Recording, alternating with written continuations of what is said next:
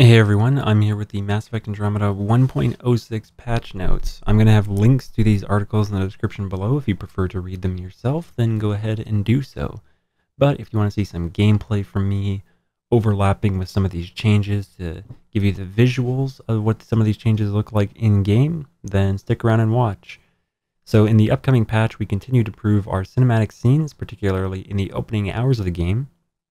In addition to enhanced performance and stability, we addressed a number of player-reported issues, including a bug that caused Sam to repeatedly tell Ryder that they have received new email Pathfinder, which is pretty annoying.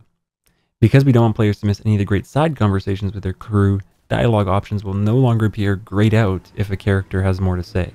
Those of you who have the Deluxe or Super Deluxe edition will receive 2 custom Nomad skins, a new casual Pathfinder outfit, and an exclusive multiplayer pack with a high chance of receiving an ultra rare item. So I'll show gameplay of all those on screen as I'm reading through this. We also made changes to the combat and multiplayer, which you can read more about here, and I'll cover that as well. And for a full list of changes in other languages, click there. So, patch notes.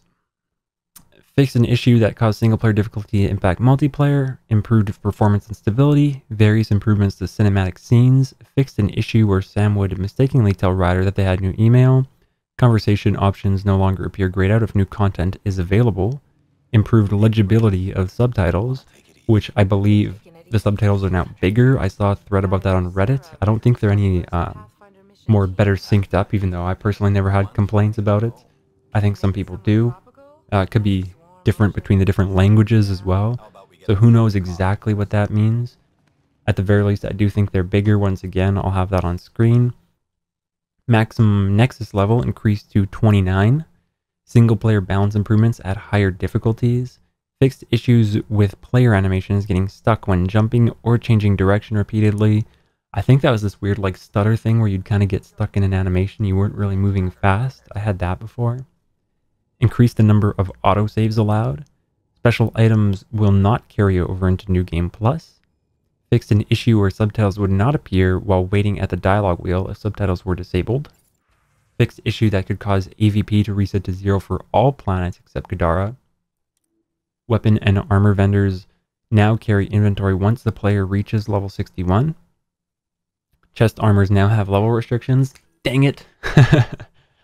I thought that was definitely a bug or a mistake, but here they are fixing it. It was nice for the earlier levels that you can make good chests. Bonus items such as Pathfinder armor can now be deconstructed. Fusion mod of resistance no longer continues to apply evade damage once unequipped.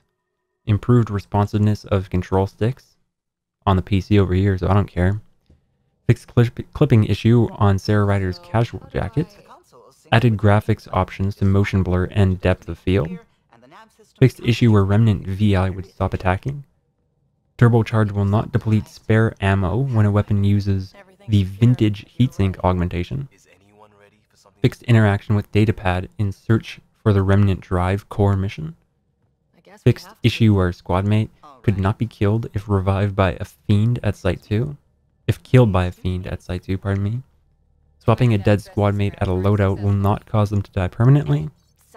Nexus Tram now operates during Nexus Reunion mission, even if the player has not completed Prologue. Fixed issue where player could romance both Cora and PB and Vetra and PB. Taking to the left path in Havarl dungeon will not block progression on Remnant Scanner mission. Fixed issue on HO47C where enemies could get stuck inside of a rock, making them unkillable. I actually had that problem, but thankfully I was playing a biotic, so I kept using Shockwave, and it killed them. Fixed issue where player couldn't hide Ryder's helmet after completing Arknatanis mission. Fixed broken Nomad shield crafting mission. Fixed health issues with Architect's legs that prevented completion of the fight. Frequency mission on Vold is no longer blocked if player leaves the area after completing the meteorite. Missing Science Crew mission no longer blocked if Ryder kills the Architect before finishing objectives. Leaving the Nomad while falling out of bounds no longer results in infinite loading screen. Fixed issue where Nomad jump control was not remapping. Fixed issue where Cora slowly fell back to the ground after charging an airborne enemy. Improved performance on Eos when approaching or fast traveling to Prodromos. Loading autosave will not block progress after Ket encounter near Site 1 power relay station. Eliminated player fall through on Tempest after loading screen in space. Eliminated, I said that weird.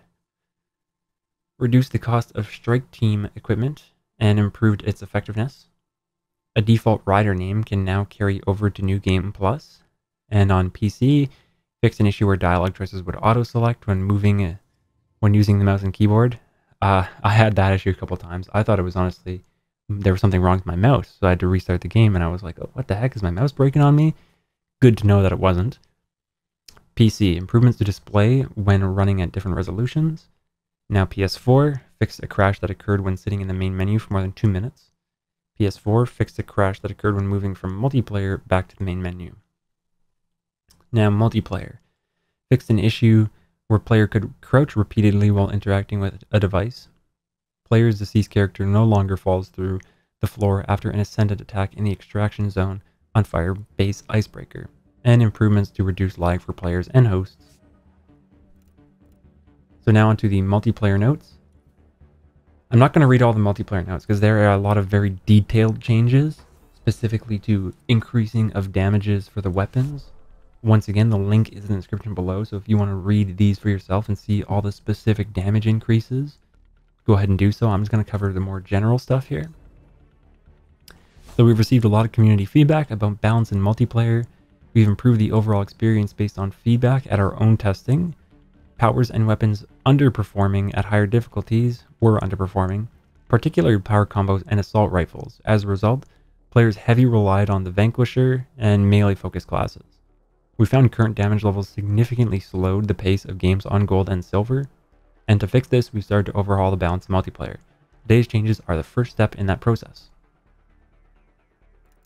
So for powers, we determined the base damage of powers were too low, which caused them to be underpowered in the later stages. We've now increased the base damage of all powers and improved some of the bonuses granted by additional skill points. We've also improved damage from passive skill trees. Combo detonations on gold and silver also received a buff because they inflicted less damage than intended. Weapons. Mass Effect multiplayer is fun when it's fast-paced, but low damage limited that on gold and silver. There was a noticeable imbalance between weapon classes, particularly for shotguns and assault rifles. We boosted the damage for several underperforming rifles and pistols and shotguns to make them more effective. We wanted shotguns to become better skirmish weapons, so we boosted their damage and accuracy outside of cover while reducing the accuracy bonus when firing from cover. Finally, we reduced the damage of the Vanquisher to make it comparable to other weapons. Its overwhelming damage far outclassed other weapons and made this particular sniper rifle a must-have. We've now evened the playing field so players feel more comfortable bringing something besides the Vanquisher to a gold level game. We'll continue to consider potential adjustments for some weapons. And for enemy factions, they also changed the difficulty. The Ket were the most difficult faction, so they reduced their health and defenses, but also lessened the chance that the Fiend will sync attack on silver and gold difficulties, and they're investigating latency that affected the Fiend. And they want to make the Outlaws more challenging, so they improved the ability of sharpshooters and Hydras to push the player into cover. They also made the Berserker easier to fight from cover, and the Hydra is now stronger and more dangerous. The Remnant were untouched, and they continue to monitor them. So for a bug, they fixed a bug that made gold and silver difficulties use normal stats for shield gate and health gate. And they fixed a bug that made silver and gold use normal stats for damage reduction to armor. Enemy armor now reduces 15 damage per hit on silver and 20 damage per hit to gold, to a minimum of 10 damage. Power damage upgrades increased by a 20% cumulative per line, and raw damage upgrades increased by a 25 to 30% per power. Power combos fixed an issue that caused combos in gold and silver to inflict incorrect base damage, increased base damage by approximately 60% in bronze, 140 in silver, and 200 in gold, increased the value of combo damage in all passives from 30 to 50. And now here's all like the very nitty-gritty changes to each of the powers. One thing I do want to highlight though, and you can read this yourself or pause as I'm scrolling through this.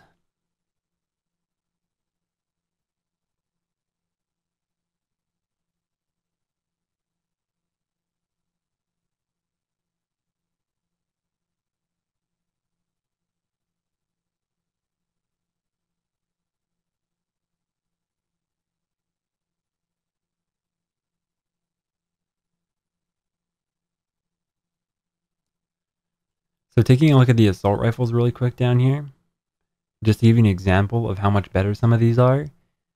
So the Maddock, for instance, was damage from 50 to 63 is now 90 to 113. So that's a pretty serious buff. That's almost double. And they also increase the magazine size. So that just shows you that they are really buffing some of the assault rifles, because they did suck. Honestly, they did suck. And I'm still in the process of getting my ideas together for a video about lots of my complaints about this game. So that was one of them, but it's more in terms of the single player. So it's cool to see they're making the multiplayer better, because the only thing worth using was the Vanquisher. I haven't been playing it recently because I'm playing so much Diablo, but yeah, it's good to see that when I come back to this game, at least this game's multiplayer, that there will be much more options to choose from.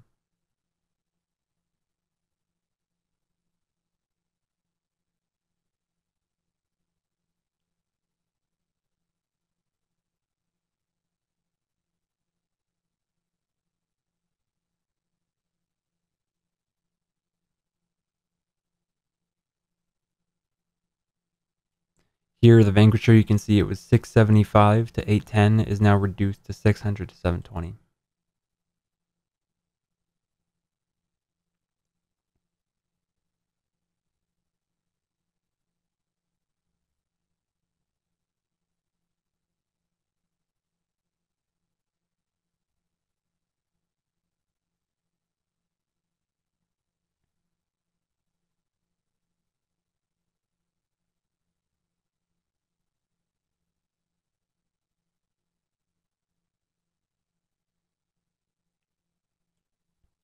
They've also added changes to the store, so they added experience boosters to the item store, and they changed the damage of some of the amps, including the adaptive war amp, engineering kit, and enhanced munitions.